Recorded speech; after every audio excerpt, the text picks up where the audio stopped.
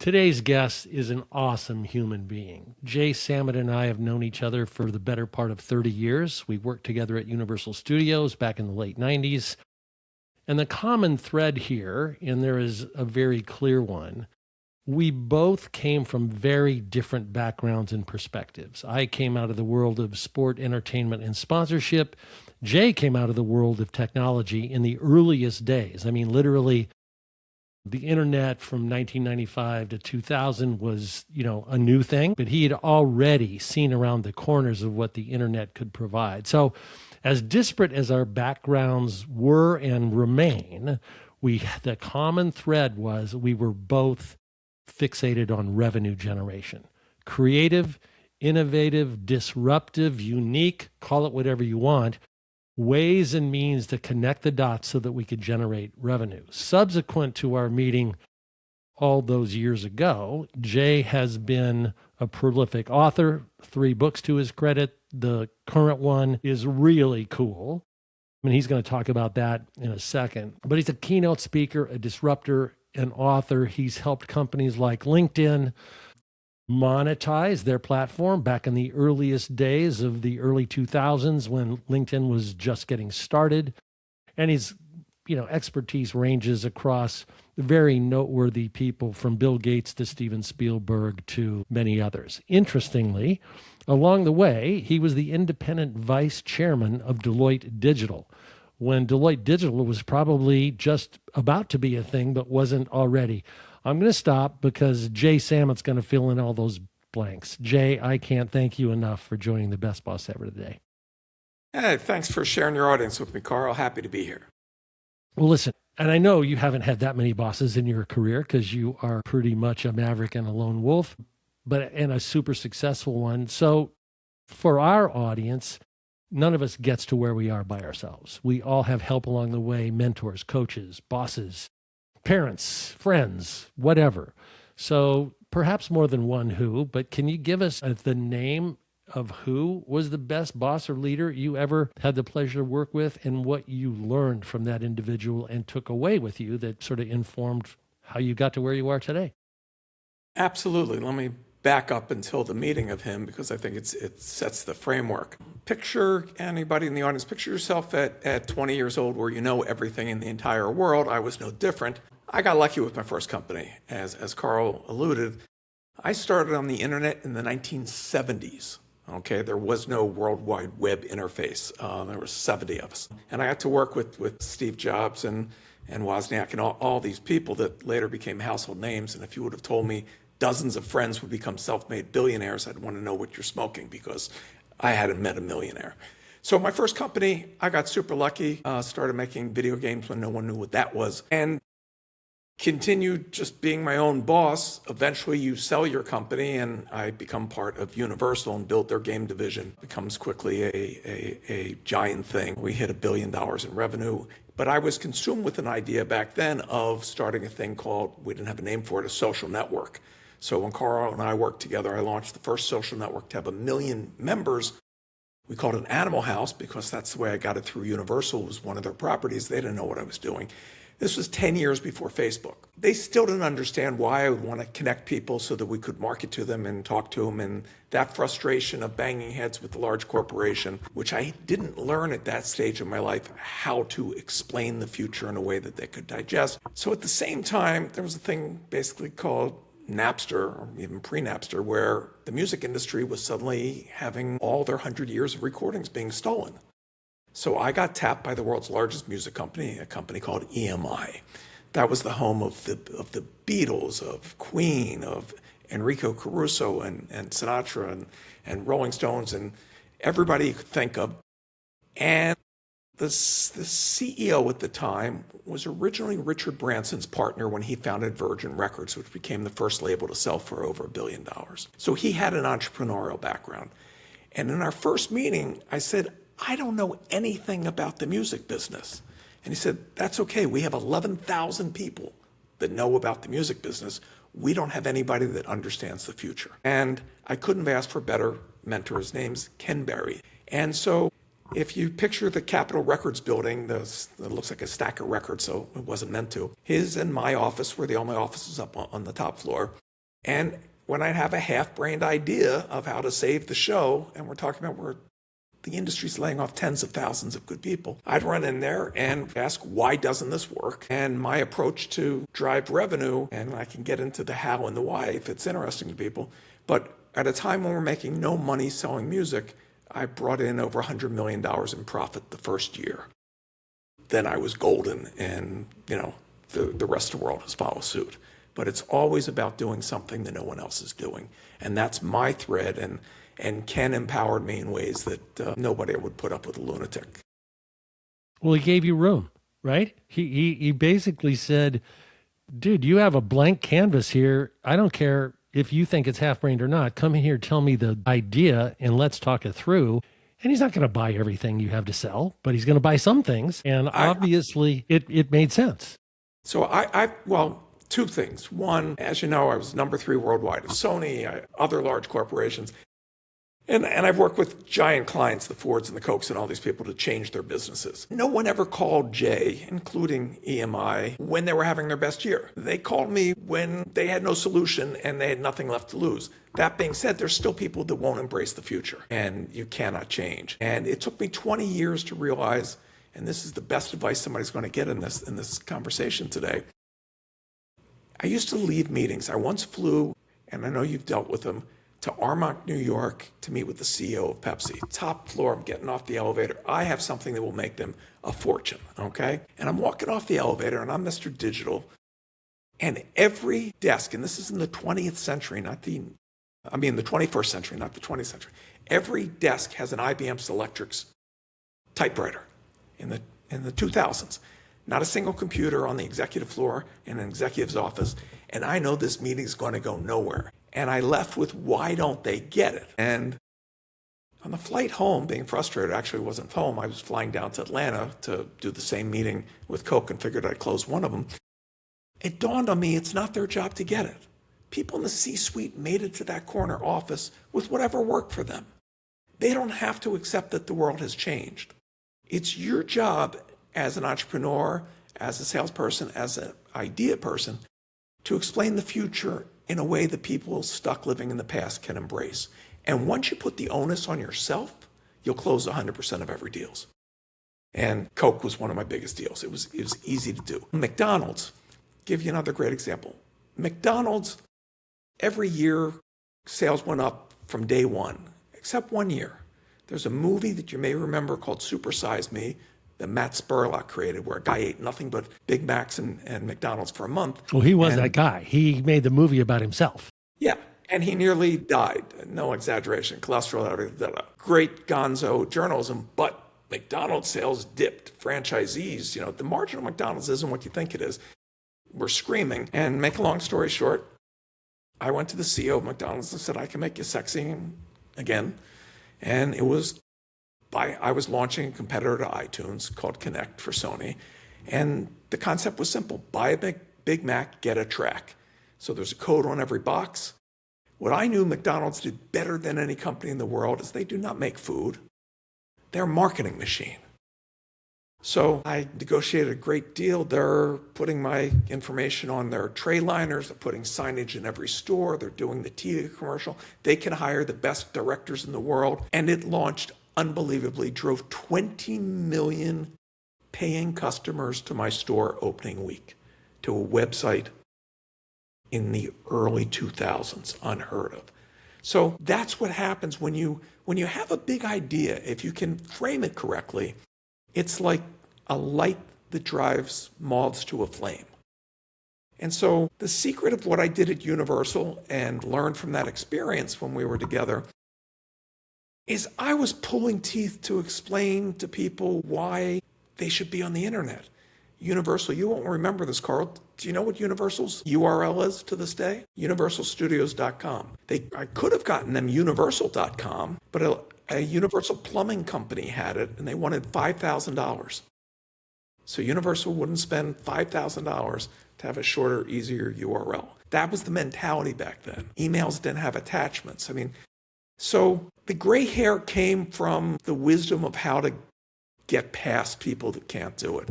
But having that one mentor, that one person that would listen to every crazy idea. And our killer idea changed the course of the music industry and changed the course of content on computers because there was an impasse that no other organization could figure out how to get past. Right. So you've mentioned Universal a couple times, and we spent a fair number of years together there, and there are a couple of takeaways. So I can remember in my boss's office at Universal when we had launched servers and everybody did have actually a computer, and that email was an emerging thing, and we had email conventions at Universal. And I sort of asked the question in a staff meeting about, how, and literally the question was, how aggressively or are we as a group going to invest in email? And CEO looks right at me and says, you can do all the email you want, but if you're going to send me an email, you better call first and tell me you're sending it. Yeah, Literally. yeah, that's true. Well, I won't out the corporation, but I was working on a project with a company that had an email system that didn't have attachments. For those people that are living now, they can't understand this world. So it was the music industry. So I would always send an email and say, oh my God, I think we shouldn't put out this album cover, see attached. Right? And there's no, or oh my God, there's no this attached. track is unbelievable. Listen to this track, see attached. And I would do that obnoxiously enough through the whole company until they realized, okay, I guess we have to get a new email system. But at Universal, I had all these ways to make money. And here's what I did in the absence of having a rabbi that has your back, right? Somebody that can do interference and a great mentor. I changed the rules. The other lesson I learned from Universal is I was trying to do something with the theme park division, and I learned that the theme park division isn't wholly owned by Universal. There's an outside 50%, which means that if you want to get something done that Universal doesn't want to do, you basically say the other partner's demanding it, okay? So when I was told not to build a social network, because why would any college kid want to be on the internet? Why would anybody want to post pictures or share things or whatever, right? Everything that's common sense today.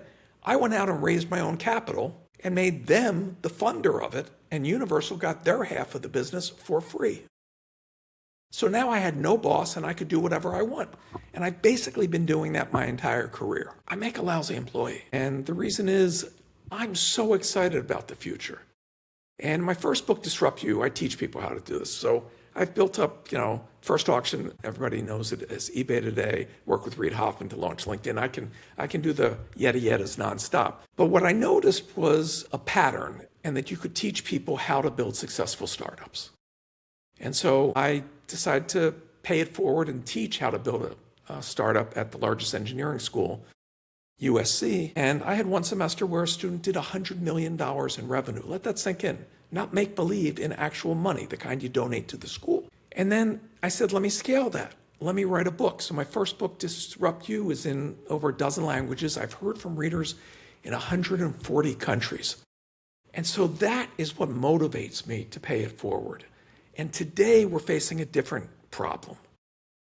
I love AI. I was chairman of one of the public AI companies, but 20 to 30% of all jobs are going to get wiped out. If your job is sitting at a computer screen, the computer doesn't need you anymore. It doesn't need middle management. It doesn't need accountants. It doesn't need lawyers. It does it better, and it's only getting smarter. So the second act advantage was my life raft to everybody that wants to find a way to control their destiny, because the pink slips are coming.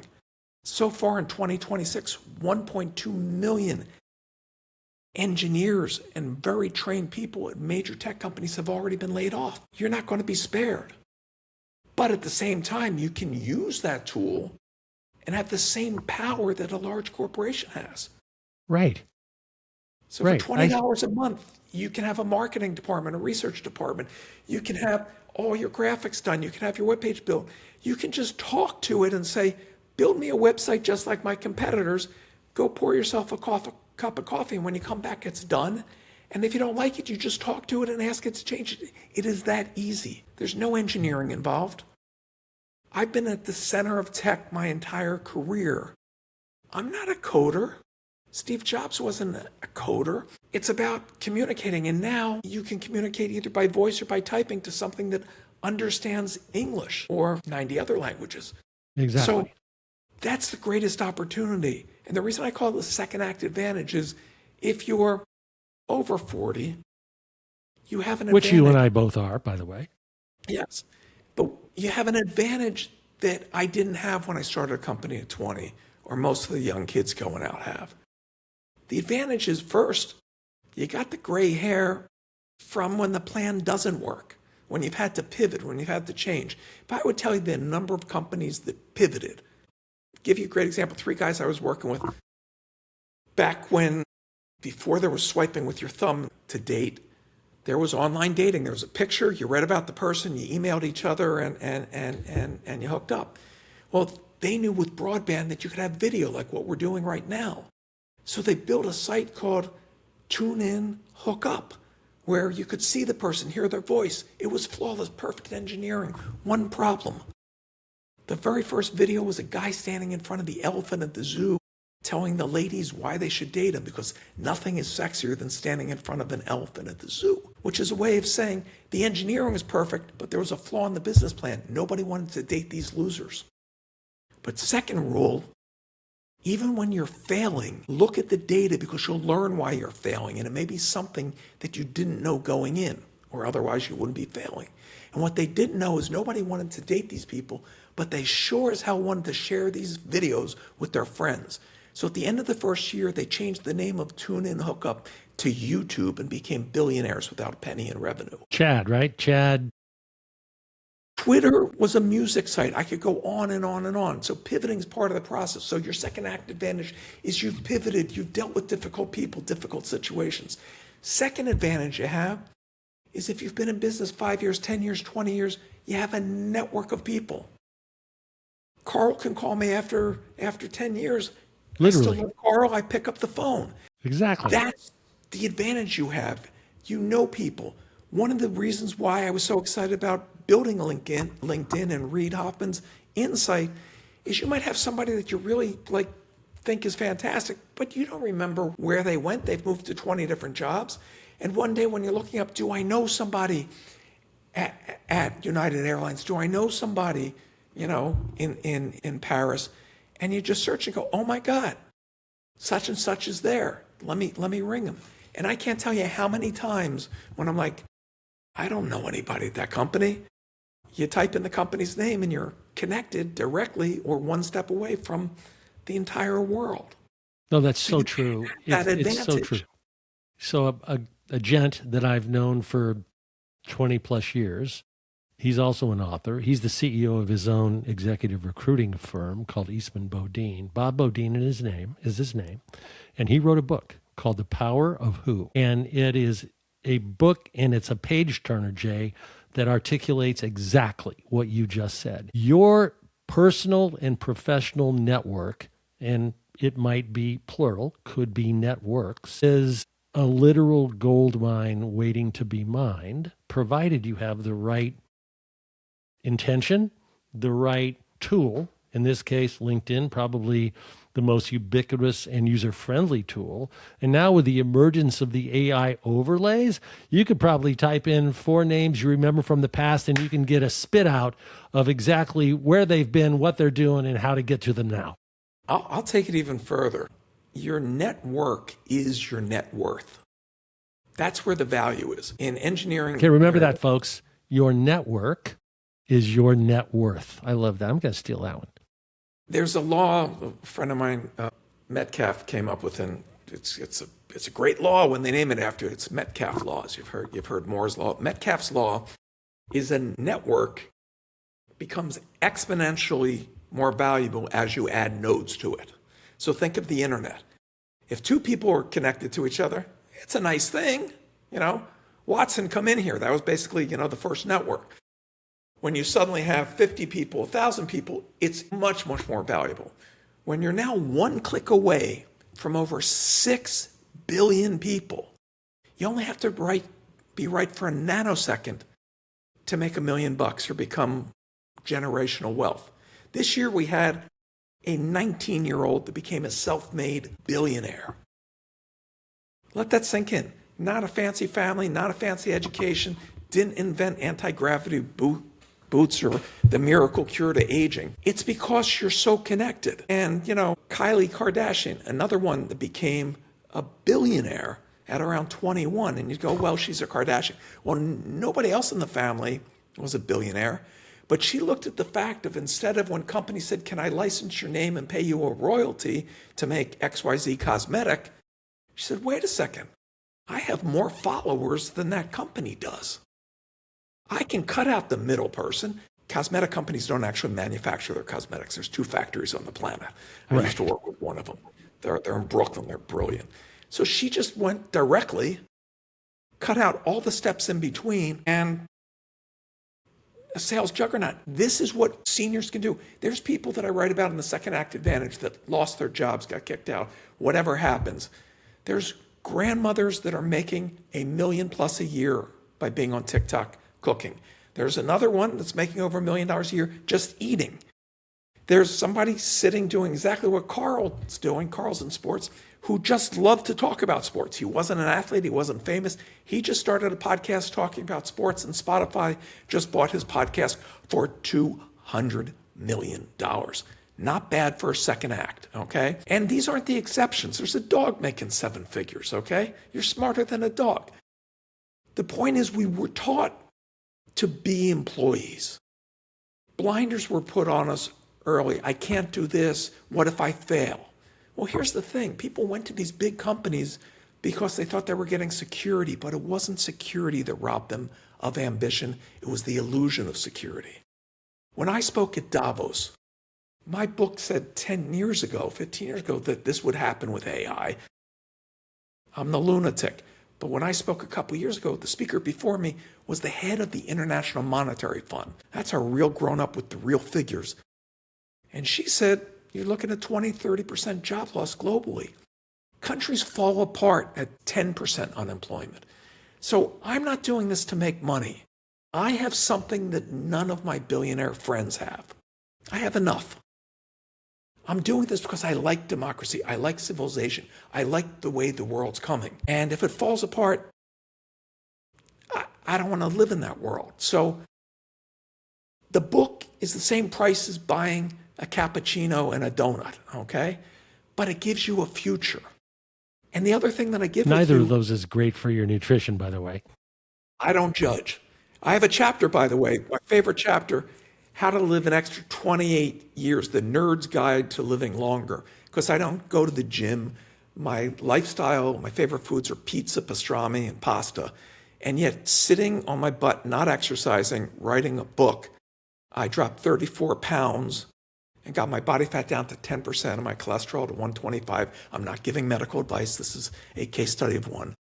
Because I write about something that was invented and got the Nobel Prize that we didn't know about when we were in school, which is autophagy, which happens when you do intermittent fasting. Basically, of the 9 things you need to make it, to live to, 90, 5 of them you can do while you're asleep, meaning it's that easy. There's 0 effort. But I digress.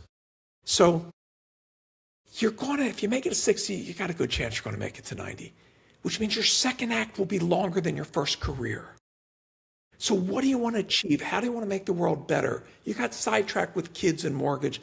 Now's your chance to make a difference. You can still make money, or you can set up a nonprofit. One of my favorite stories in the book, there's so many good ones. A retired civil engineer. He's getting his oil changed.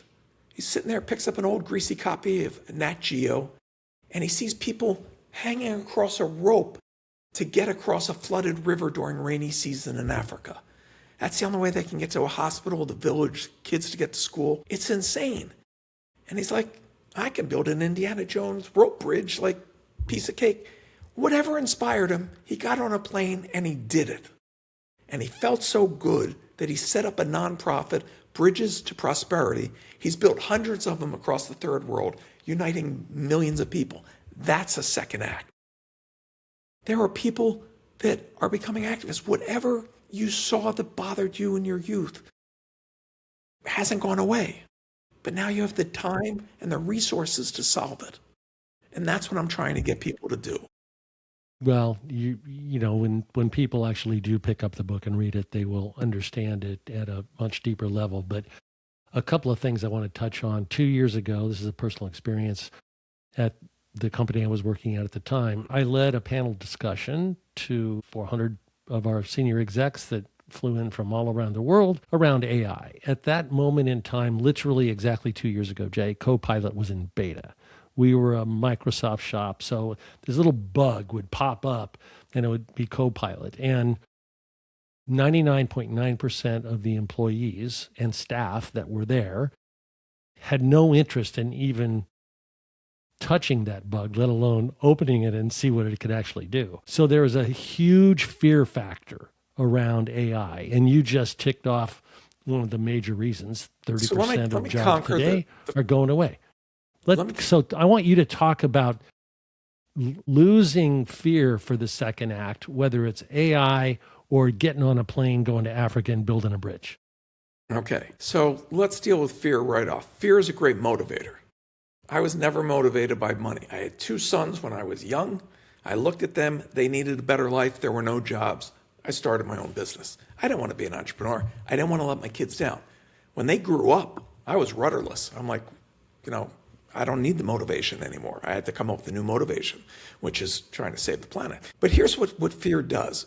When you try something and you fail, you do not end up where you started. You fail forward. And by that, I mean this. You either learn or you earn, but either way, you're propelling yourself forward. You're failing forward. The only time that it is failure is when you throw in the towel and stop. So every major person fails constantly. The faster you can fail, and AI can tell you why your idea. Don't use AI to puff smoke up your butt. Ask it, what's wrong with this business plan? What's wrong with this idea? Why will this not work? What am I missing? And have it challenge you. Wilbur could have built that airplane all by himself, but he had his brother there egging him what's wrong with it. That's why most people that start with a partnership, they have a partner to bounce ideas. Now you have one that doesn't want to get paid, doesn't get equity, doesn't sleep, is smarter and better educated, okay? So that's one part of the fear. The next part is the people that are afraid that this is going to come. So for those that are the last non-native digital generation on the planet that didn't have computers when they were growing up, remember when somebody first said you're going to have a computer in your home and you're like, I'm never going to have a computer? Or remember when somebody said, I'm not having a phone that doesn't have any buttons on it. I don't need that. I'll take you one step further. Within 5 years, you will have a humanoid robot in your home and as a coworker. And let me explain the math on it. Let's take a real simple one. A $30,000 humanoid robot today, and they will get cheaper. Let's pretend McDonald's buys that. Cheaper. But let's just do at $30,000, full-size human, and it just stands at McDonald's and lifts up the French fries from the fry machine, turns it with its wrist, empties it out, and with its other hand, it does the amazing task of salting. Okay?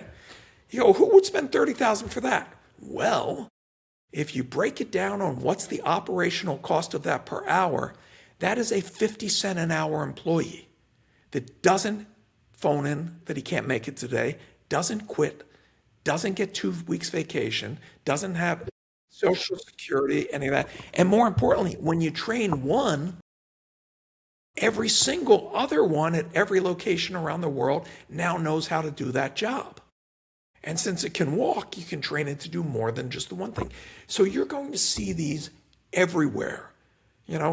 When you have a project in the past and you would get a day laborer from the parking lot at Home Depot, now, in addition to renting equipment from Home Depot, you will rent a humanoid that'll help you put up a cinder block fence or whatever it is. They're already trained. You can tell your spouse, hey, don't bother me, I'm in the backyard building the fence today, and you could be sitting there having a beer. The robot's going to do all the work. So AI embodied in a robot is going after blue collar. AI without the robot is going after white collar. When I do these talks, and I've spoken in 40 plus countries about this, I used to show all the jobs and the percentage that are going away and how quickly. At the bottom, the safest job was dentist. Just think about it, right? You're going to go to a dentist with a drill, right? If it's a country that doesn't have dentists, yes, but talk about fear. But now I have a new slide, thanks to AI and all it's doing in biology, With stem cells, in Germany, they are in human trials now. Humans can now regrow their own teeth in their mouth. No more cavities, no more dentures, no more crowns. My wife had a whole bunch of work done in her mouth this year. I look in there and I'm like, where's the Mercedes? Like, that's what it cost, right? So we are going to see so many medical breakthroughs. It took 10 years and a ton of money to map the human genome once. AI's done it all. It took another decade to figure out how one protein folds. Google's AI did 300,000 proteins. So we are going to have most of cancers cured within the decade, if not sooner. Most of what we have. Dr. David Sinclair and I write about this in the Second Act Advantage. He's the head of aging at Harvard Medical School. And he says walking among us are people that will live to 150. And I used to go, that means half your life you're older than 75? That doesn't sound real exciting, until I realized he's now, in doing this in mice, he's about to do human trials on one aspect of this, reversing aging. Our cells don't have to age. We now know what causes them to age, which means your organs could be the organs of a 40-year-old and you're 150. Your brain power. Decline is not a given, right? Dementia, which my mother had horrible dementia. It's you wouldn't wish this on an enemy of the way to go. Your body's still here, but nothing else. That can go away. So you just have to do the bare minimum to hang in for AI to catch up right now, right? If you want to go to the gym every day, if you want to do 10,000 steps, God bless you. You're more dedicated than I am. By the way, there's no science that says 10,000 steps. Everything after 7,000, you're just doing that because you're lost. But 7,000 is where it peaks for return on time. So I'm just trying to help people. And the last thing on the fear, you never want it in work to ever act like you don't know something. You don't want to be embarrassed. You don't want, how come everybody else knows about this? We're only 1,200 days into AI being in consumers' hands. Let that sink in. 1,200 days, and our world has changed. Imagine what 1,200 days from now is going to look like. So yes, you've got that computer in your home. Yes, you've got that iPhone and spend 6 hours a day staring at it. Yes, AI is going to be here. But every AI was done with its own agenda by the people spending $1 trillion building the data centers and the large language models. So I had my team build an AI that comes free with the Second Act Advantage. You heard it right. And you can ask it anything. And it's programmed just on my Wall Street Journal columns, my Fortune columns, all my books, all my lectures around the world, everything to help you map out your second act. You don't know what to do. You don't know what you enjoy. The psychological tests that work. I stand behind everything that it says. So it won't hallucinate and tell you dogs like to be locked in a car on a hot day, which some AIs used to do. It's there for you to ask those questions, and it'll walk you through step by step. So if I was a proper interviewer, I would have read your book before we had this session. And I confess I haven't, because I'm waiting for the signed copy from Jay Samit. Secondly, you say a lot of things in the summary notes of the Second Act Advantage, and I want to call out just a couple of them. The most important one to me, who is literally in my second act, maybe even third act, in the same way that you are, it's super optimistic, very energizing. It's what gets me up in the morning. And I've got 3 children, all 3 married. I have 6 grandchildren, and I get asked this question all the time. Dude, why are you still working? And my answer is really simple. I love the work. I love the opportunity to see around the next corner. And you've called yourself a futurist. True. You've called yourself a trend spotter. True. So in the context of the Second Act Advantage, 2 things. One, I want you to be really clear for our audience on the best way for them to get the book. So just tell us that right now. So I'll plug in a second, but let me touch on what you talked about. Retirement is worse for your health than smoking. Let that sink in. That's the science, the National Institute of Health. There are 300 major footnotes in the book of all the science behind it, so you can deep dive. I go down rabbit holes because I'm fascinated. In your first year of retiring, you lose 30% of your short-term memory, and you have a 53% higher chance of dying of all causes because you retired. Wow, that's what I look forward to. Retirement was invented 100 years ago, life expectancy in the US was just about 30 years old, right? If you go back to the 1970s when this vision of, you go and you're going to play golf and do all this, whatever, that was you retired at 60 and you were dead by 65, okay? NFL players, the majority of NFL players dead at 55, okay? This is what I want to tell you. Your brain is an organ, okay? It's like a muscle in the sense that if you don't use it, you lose it, okay? Neuroplasticity is the ability to make new connections. You want to keep your brain active. Learning a foreign language, great. You want to learn something to use muscle memory and your brain, learn sign language, okay? There's lots of things that you can do. But the number one thing for longevity is not exercise, it's not diet, it's not genes, okay? Your genetic makeup, your dad died young, this or that, you're worried, oh my God, I'm going to die. Your genes load the gun, your lifestyle pulls the trigger, okay? The number one thing for longevity is purpose. The Japanese call it ikigai, the reason to get out of bed each morning, okay? That guy making those bridges, super excited. There's one woman in my book that, oh my God, here's tying this to history. At 87, she was living in Texas. Her grandmother, an African-American woman, her grandmother was born enslaved. Let that sink in. That's how close we are to history. Okay. At 87, her whole life, she wanted Juneteenth to become a holiday, and politicians gave lip service. She had enough. At 87 in Texas, an 87-year-old woman says what I call her Forrest Gump moment. She decides she's going to walk to Washington, D.C. And she does. And people start going, hey, can we give you a ride? No, I'm walking to see why. And the press comes and people come. By the time she got to the White House, it was a federal holiday. You can change the world. That's what gets me excited. And let me tell you why.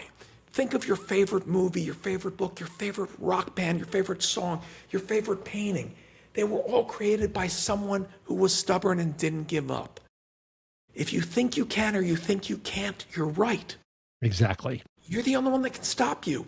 And at a time when AI is going to cause a lot of hurt for a lot of people, we need more people that have the brains and wisdom of the second act to become employers, to start new things, to solve new problems, to build community again.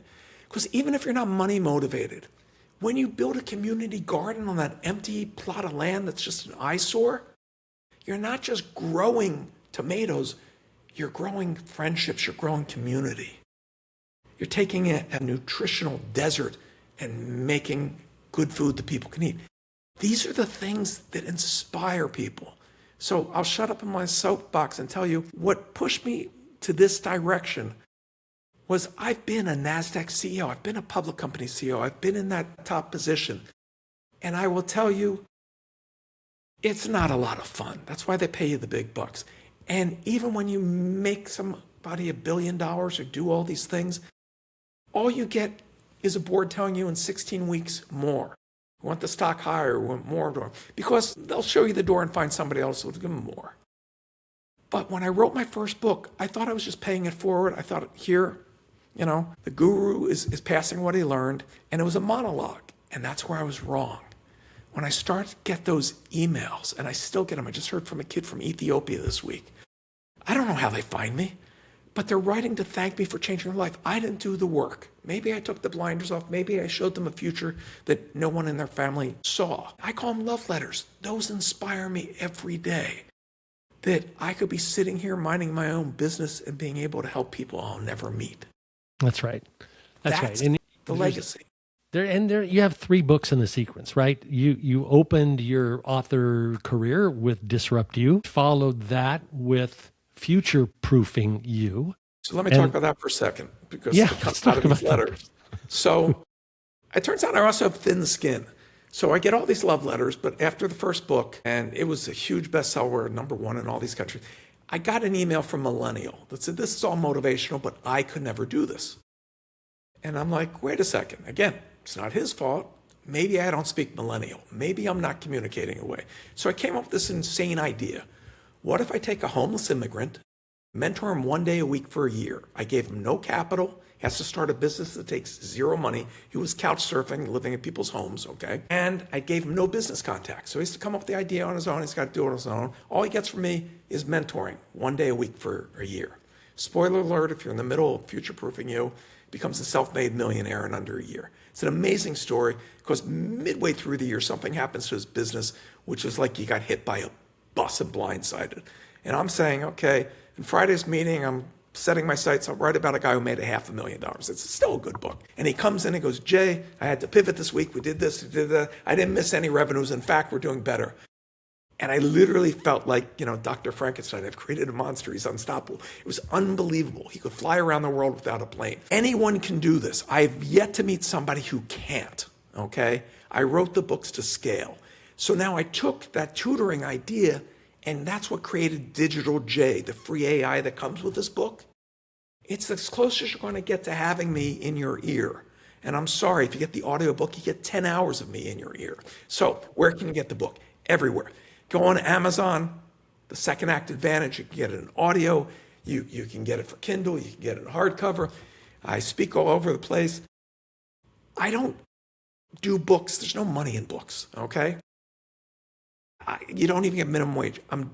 Do it through a publisher because a publisher can get it into bookstores, can get it into airports, can help me get it into other languages. That's why I use a publisher. Plus, I don't feel like pickpacking and shipping books. So, and if you have a friend who lost their job, Father's Day is coming up. I don't know if you have this up by Father's Day, this episode. Your father gave you life. Why not give them a life, right? If they're just sitting there, they are dying inside.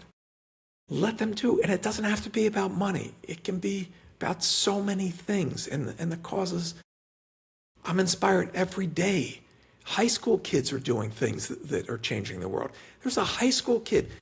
Did you have a science fair when you were in school? I made the baking soda volcano, baking soda and vinegar volcano. Love that. Baking soda and vinegar, right? Spewing everywhere. Like it was something out of Harryhausen, I was saying. Let me tell you what this one high school kidder did. Parents weren't engineers, parents weren't doctors, weren't anything. She learned in school that the fourth leading cause of death in the United States is hospitals. Not what you went in for, just being in the hospital, infection. So she said, why couldn't they make color-changing sutures so you know that there's an infection that changes color? So she worked with vegetables and pH balances, smart enough probably from watching Shark Tank to get a patent. Saving a couple 100,000 lives a year by the time she got to college. With sutures that change color when your immune system says, red alert, infection. Love that. I mean, another junior high school kid came up with a neural network that detects breast cancer better than just plain mammograms. The great thing about the generations that are natively digital is when they think of something, they honestly don't think that it's an original thought. They go searching for it. Somebody else must have thought of this obvious idea. And some follow through. And now AI can build an app in a day. They can build a website for free in a day. I told you, I'm not a coder. I delegated that stuff.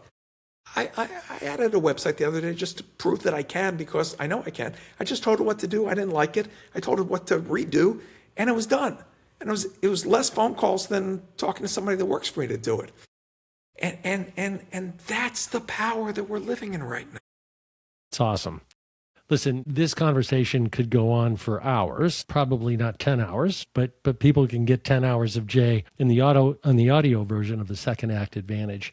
We've got a few minutes left, Jay, and I hate to cut you off, but I'm not cutting you off. It's just the end of the show. And I end each show with 3 questions. Okay. Cool. Excited. So question 1 is called My Favorite Mistake. Great song by Sheryl Crow. This is, what was your favorite mistake?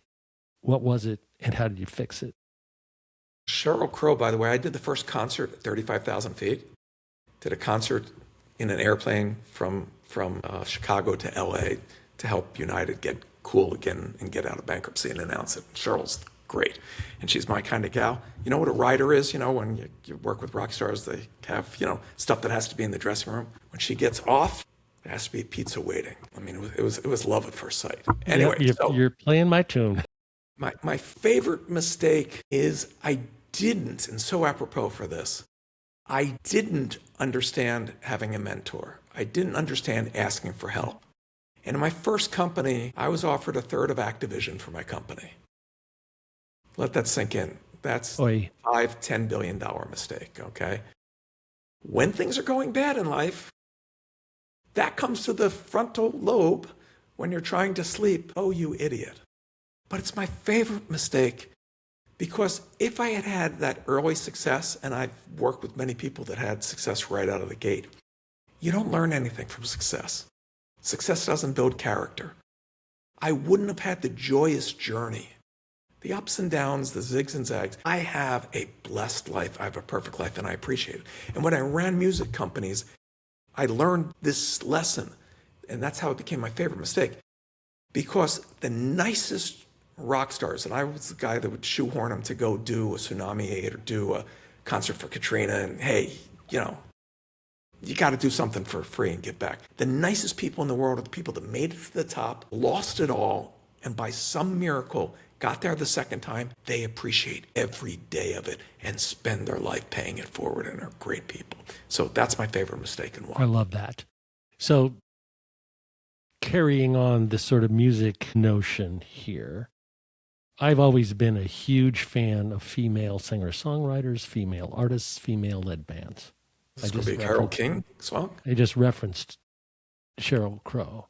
The question for you is the best live show, concert, whether it's a stadium or a 200-seat intimate club, the very best show where a singer-songwriter or a female-led band was the headliner.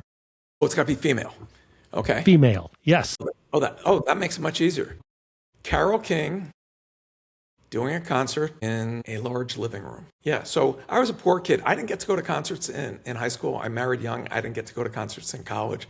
One day I'm, president of a giant music company, and later, the three majors. My first concerts were always with backstage VIP, very spoiled life. I lived on an airplane for forever. It was like, oh my God, I got to go to England to see Aerosmith at Wembley Stadium, Oh my God, I got to fly with this new group that's called Coldplay on their first airplane flight to Portugal. Yeah, so that was probably for female, and Sheryl Crow, which I already told the story. I mean, Sheryl doing that was just an out-of-body experience. By the way, it's against FAA rules to play an instrument on a plane. So that was what made that a one and only. I figured. Yeah, so did you ask for forgiveness after the fact? No. Or did United somehow clear the decks for this?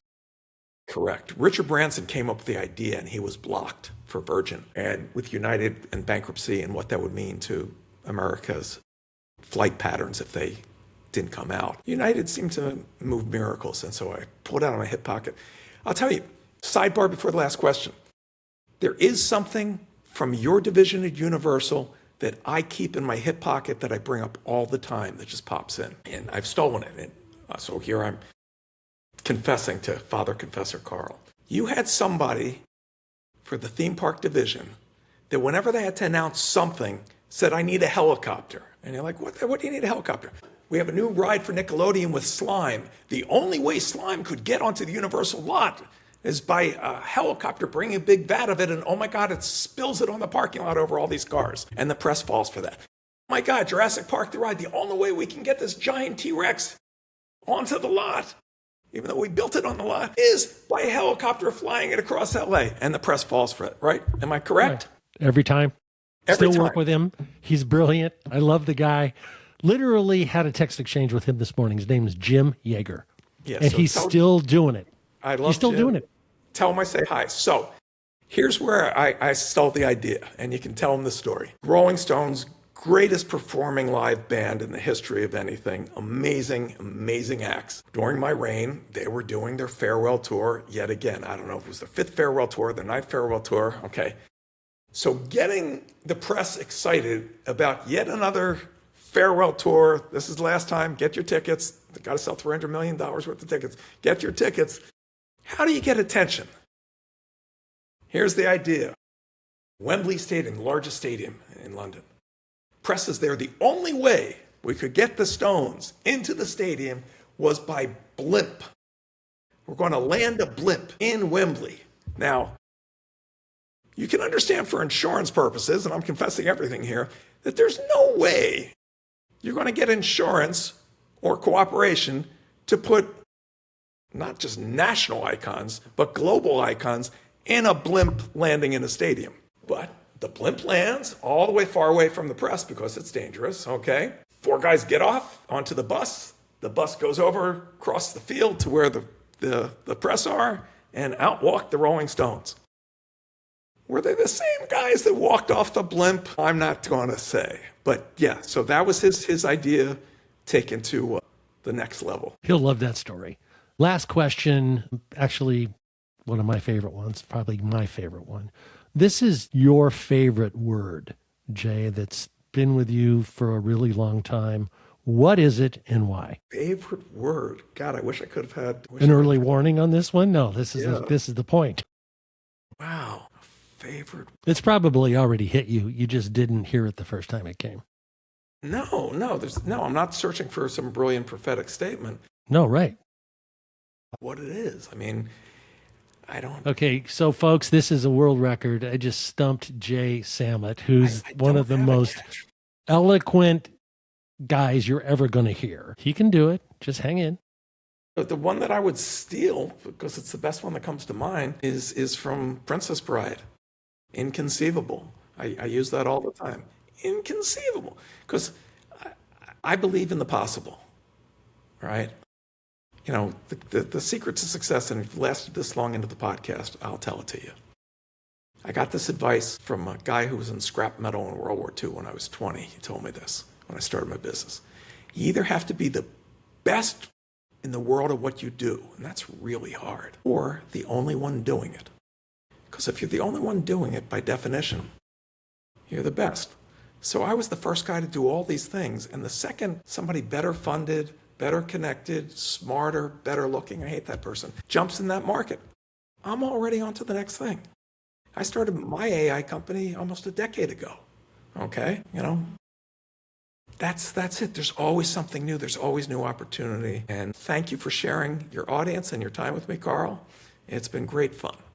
Loved it, Jay. Can't thank you enough for sharing your wisdom, your history, your experience, and the provocative nature of where we're all going. And the glass is not only half full, but it's filling up. And just get on the bus because it's going to be a great ride. Jay Samit, the book, again, The Second Act Advantage. Anywhere you find books, Jay Samit, Samit. Thank you.